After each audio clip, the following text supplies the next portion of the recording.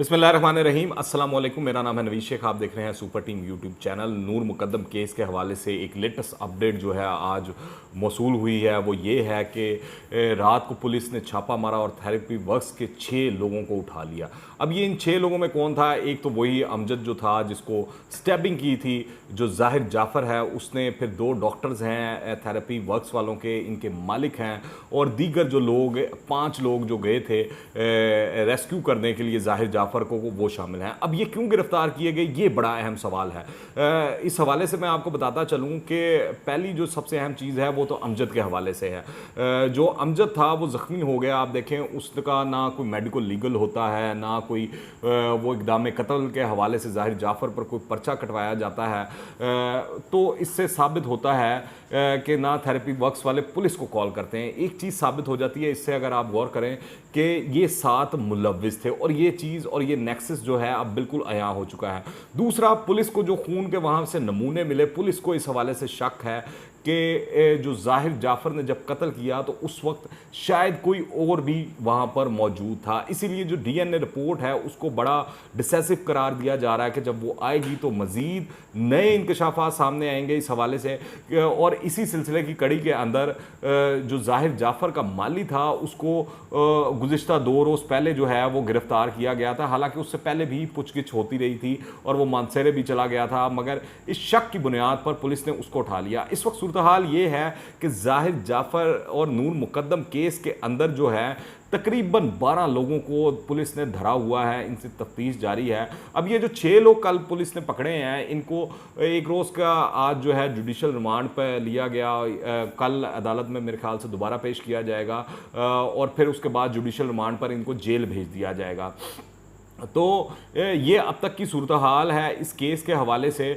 और इसके अंदर 376 दफ़ा पाकिस्तान की जो है फौजदारी वो भी जाहिर जाफ़र के ख़िलाफ़ जो है वो ऐड कर दी गई है, जो ज़िना बिल जबर के ज़ुमरे में आती है। और इस्लामी कानून के मुताबिक इस सज़ा की भी जो सज़ा है वो संसार करना है, या फिर जो दीगर कवानीन है पाकिस्तान के उसके मुताबिक मौत की सज़ा है या उम्र कैद है। तो यानी अगर अब जाहिर जाफ़र को जो सज़ा होगी, एक तो कत्ल करने के हवाले से भी होगी और दूसरी ये ज़्यादती करने के हवाले से भी होगी।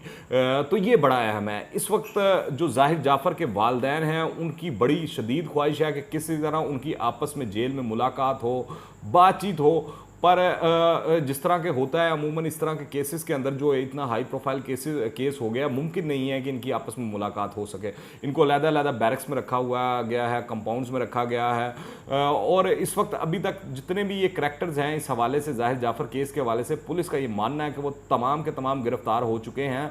और पुलिस जो है इस हवाले से कोशिश कर रही है कि जाहिर जाफ़र को मैक्सिमम से मैक्सिमम सज़ा हो। दूसरी जानिब जो जाहिर जाफ़र के वकील हैं उनको इस चीज़ का अंदाज़ा है कि जाहिर जाफ़र का जो कत्ल है वो तो हर सूरत में अब इतने एविडेंसेस और इतनी चीज़ें आ गई हैं कि उसका बचना नामुमकिन दिखाई दे रहा है, कि ये तो साबित होकर रहेगा। पर अब वो चाह रहे हैं कि कोई ना कोई लकूनत, कोई ना कोई इस तरह का मामला उनके सामने आ जाए जिसका वो फ़ायदा उठाते हुए, डिफेंस करते हुए जाहिर जाफ़र को सज़ाए मौत से बचा लें और उसकी सज़ा उम्र कैद के अंदर ट्रांसफ़र हो जाए। फिर हमने ये भी देखा कि कई रूमर्स चल रहे हैं, चीज़ें चल रही हैं कि डार्क वेब वाले मामलात हैं, वो दूसरे वो शैतान की पूजा करने वाले मामलात हैं। तो इस हवाले से भी पुलिस यकीनी तौर पर देख रही होगी चीज़ों की, मगर अभी ऑन रिकॉर्ड इस हवाले से कोई चीज़ जो है वो सामने नहीं आई है। तो ये सूरत हाल है जाहिर जाफ़र केस के अंदर। और अगर तो ये होता है कि जाहिर जाफ़र के अलावा अगर कोई और शख्स भी इसके अंदर डीएनए रिपोर्ट के हिसाब से अगर सामने आ जाता है तो ये एक बहुत बड़ा इंकशाफ होगा, एक बहुत बड़ी चीज़ होगी कि इससे मालूम हो जाएगा कि जाहिर जाफ़र की किसी और ने घर से या थेरेपी वर्क्स वालों में से मदद करने की कोशिश की गई कि किसी तरह नूर मुकद्दम की जो लाश है उसको ठिकाने लगाया जाए। बाकी जाहिर जाफ़र के जो वालिदैन हैं, जाकिर जाफ़र हों या असमत आदम जी हों, उनका जो पूरा किरदार है वो इस तमाम केस के अंदर खुलकर सामने आ चुका है जब से ये इंकशाफात हुए हैं। एक तो जाहिद गशकोरी साहब ने बड़ी डिटेल में जो रिपोर्ट पेश की जिसके अंदर पता लगा कि किस तरह जो जाकिर जाफ़र हैं वो ये इस तमाम मामले को डकैती का रंग देना चाहते थे, और थेरेपी वर्क्स वालों से भी उन्होंने यही रब्ता किया था। और जाहिर जाफ़र का बयान भी है इस हवाले से कि मेरे वालिद ने मुझे कहा कि आप फिक्र ना करें, मैं इसको देखता हूँ मामले को और कंट्रोल कर लूँगा और सारा कुछ हैंडल हो जाएगा। और नज़र भी आया। और उसके बाद जो असमत आदम जी हैं, उन्होंने तकरीबन 250 से ज़ायद कॉल्स जो की, 232 के करीब तकरीबन कॉल्स की।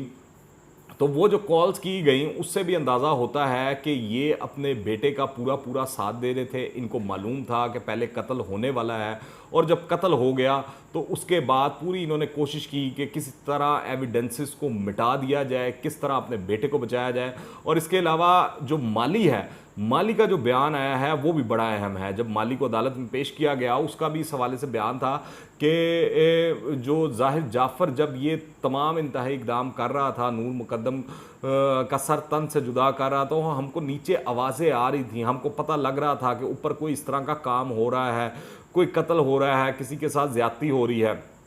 तो बड़ी एस्टॉनिशिंग चीज़ है, बड़ी सोचने की बात है कि उस वक्त उन लोगों की इंसानियत नहीं जागी, चाहे वो घर का खानसामा हो या माली हो या गार्ड हो, उनको भी ख्याल नहीं आया एक्सक्यूज मी, कि जो एक इंसानी जान है उसका ज़िया होने जा रहा है, जो एक इंसानी जान है उसको बेदर्दी से कत्ल किया जा रहा है। और जो पोस्टमार्टम और ये जो फोरेंसिक रिपोर्ट आई है उसके बाद भी आपको पता है कि सारी चीज़ें खुलकर सामने आ गई हैं, वाज़ह हो गई हैं कि किस तरह ज़ाहिर जाफ़र ने उस चाकू से 4 घंटे लगाकर नूर मुकद्दम का जो सर है तन से जुदा किया। और ये भी मालूम हो चुका है पोस्टमार्टम रिपोर्ट में तो कि ज़ाहिर जाफ़र ने यह भी कोशिश की थी कि नूर मुकद्दम के सर के 2 टुकड़े किए जाएं, जिसका ज़ाहिर जाफ़र का बाद में ये बयान था कि उसका चाकू इतना तेज़ नहीं था कि जब वो हड्डी तक पहुंचा सर की तो उसको मालूम हुआ कि ये नहीं वो काट सकता, 2 टुकड़े नहीं कर सकता, तो उसने सोचा चलें अब गर्दन काट देते हैं।